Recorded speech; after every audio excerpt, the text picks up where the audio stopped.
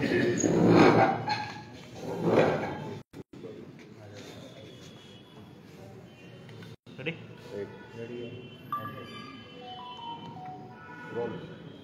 जी, अभी 3 प्रस्ताव किए गए हैं यहाँ आपके समाज के लोगों के सामने। वो 3 प्रस्ताव क्या है, और अगर वो प्रस्ताव नहीं माने जाते राज्य सरकार के द्वारा तो आपकी आगे की रणनीति क्या रहने वाली? पूरे राजस्थान के राजपूत समाज की जितनी भी संस्थाएं हैं उनके साथ गाय समाज, ब्राह्मण समाज, अग्रवाल समाज, जो समाज स्वर्ण जाति में आते हैं और जिनके तहत ईडब्ल्यूएस का आरक्षण दिया गया, उन सबको आज यहाँ श्री राजपूत सभा भवन राम सिंह जी के द्वारा इन्वाइट किया गया है।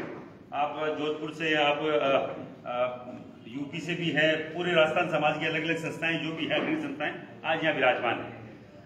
पहला प्रस्ताव था ईडब्ल्यूएस आरक्षण के सरलीकरण, केंद्र में सरलीकरण। राज्य सरकार ने करे आज 2 साल हो गए और उसका आप रिजल्ट देखिए, 3,500-4 हजार से ज्यादा ईडब्ल्यूएस में जो आम पिछड़ा वर्ग का जो आम व्यक्ति था, स्टूडेंट था, विद्यार्थी था, उसके सिलेक्शन हुए गवर्नमेंट जॉब में।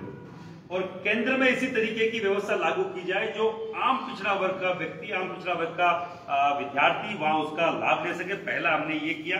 दूसरा, सुखदेव सिंह जी हत्याकांड में आज 2.5-3 महीने को होने को आए, उसमें एनआईए की जांच के बावजूद 3 महीने का और वो एक्सटेंड ले रहे हैं, तो वो हम कतई बर्दाश्त नहीं करेंगे। उसके उनकी वाइफ ने बोला कि गांव से जयपुर तक न्याय यात्रा हमको निकालनी पड़े, तो उनका हमने साथ समर्थन किया।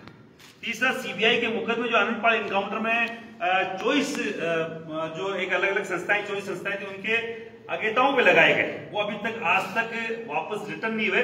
उनके खिलाफ हम लोगों ने 3 प्रस्ताव हम लोग लाए हैं। लोकसभा चुनाव से पहले अगर इस पे, इन तीनों पे कोई रिजल्ट नहीं आया तो हम राजपूत सभा भवन राम सिंह जी के नेतृत्व में आज यहाँ से ऐलान करते, जो भी आज आप कहेंगे, गांव ढाणी हर एक पंचायत में बाकायदा बैनर पोस्टर लगाया जाएगा। जब तक हमारा इनका निराकरण नहीं होगा, जो निराकरण हमारा करेगा हम उनके साथ है, नहीं तो बाकायदा मुंह तोड़ जवाब दिया जाएगा।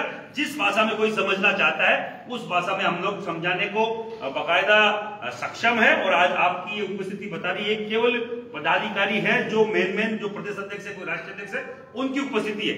कोई आम राजपूत को नहीं बुलाया गया। केवल वो लोग आए जो कहीं ना कहीं अपनी एक संस्था चलाते हैं, कहीं ना कहीं समाज में स्टैंड करते हैं। तो केवल निवेदन है आपके चैनल के माध्यम से, पूरे प्रदेश में, पूरे देश में अगर केंद्र में ईडब्ल्यूएस में सरलीकरण होता है तो बिहार के भूमियार को इसका फायदा मिलता है, आपको गुजरात के पाटीदार को इसका फायदा मिलता है। हमें अकेले को नहीं मिलेगा इसका फायदा। पाटीदार से लेके, भूमियार से लेके महाराष्ट्र के मराठा को इसका फायदा मिलता है, हरियाणा के जाट को इसका फायदा मिलता है, राजस्थान के बिश्नोई को इसका फायदा मिलता है। कई सारी इतनी बड़ी बड़ी कौमें हैं जिनको केंद्र के स्तर पर इसका फायदा मिलेगा, जब तब ईडब्ल्यूएस के सरलीकरण केंद्र में होगा। और क्यों नहीं करनी सरकार है मुझे नहीं मालूम। मुझे लगता है जब सबको मिल रहा है तो उन लोगों को, उस वीकर सेक्शन को भी मिलना चाहिए जिन्होंने आपने चला के हमें आरक्षण दिया 10% का, 14% की मांग थी, अगर दिया तो फिर इतनी भ्रांतियां, इतनी उसमें भूमि संबंधित जो एक वो शर्तें क्यों लागू करी गई जो हम फुलफिल ही नहीं कर सकते। यहाँ रेगिस्तानी डेजर्ट एरिया है, यहाँ एक आम राजपूत के पास 50 बीघा जमीन है, उसमें होता नहीं कुछ भी। तो आपसे निवेदन है, आपके चैनल से निवेदन है, हम माननीय श्री राजपूत सभा भवन के नेतृत्व में जो हम लोग हमेशा कमेटी गठित करते आए, हम लोग संघर्ष समिति गठित करते आए, चाहे आनंदपाल हो चाहे पद्मावती हो, हर मामले में हमने यहीं से डिसीजन लिया है। और यही डिसीजन हम लोग हर दिन कोई ना कोई मीटिंग होगी। ऐसा नहीं कि आज आपके प्रेस कॉन्फ्रेंस करी और छोड़ दिया। जब तक आचार संहिता लागू नहीं होती हम लोग इस पर रिजल्ट चाहते हैं और पूरा राजपूत समाज लाभमंद है इसके पक्ष में। आचार संहिता नहीं, आचार संहिता के बाद में भी, आचार संहिता के पक्ष नहीं, हम बूथ लेवल पे जाएंगे डेफिनेटली। एक सवाल हो, जैसे आपने बताया कि लोकसभा चुनाव आ रहे हैं, ऐसी क्या वजह रही कि आप लोगों को अपने जो ये मुद्दे हैं लोकसभा चुनाव से पहले ही उठाने पड़ रहे हैं?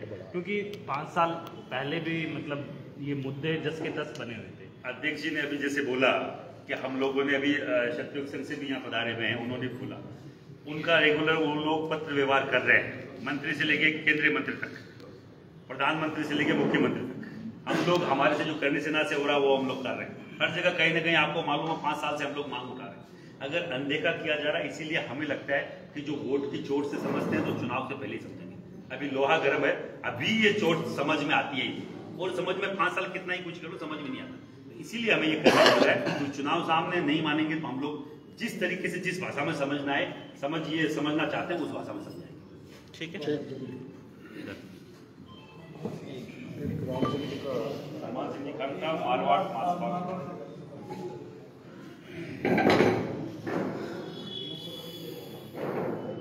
नाम बता दीजिए सर। मैं हनुमान सिंह खानका, अध्यक्ष मारवाड़ लोकसभा अध्यक्ष जोधपुर से। ईडब्ल्यूएस को लेकर लंबे समय से मांग चली आ रही, सरलीकरण को लेकर, और उसके बाद में अलग अलग सामाजिक संस्थाओं ने सबने अपने अपने लेवल पर एमएलए को हो चाहे एमपीओ को हो, सभी सरकार लेवल पे हो ज्ञापन दिए गए।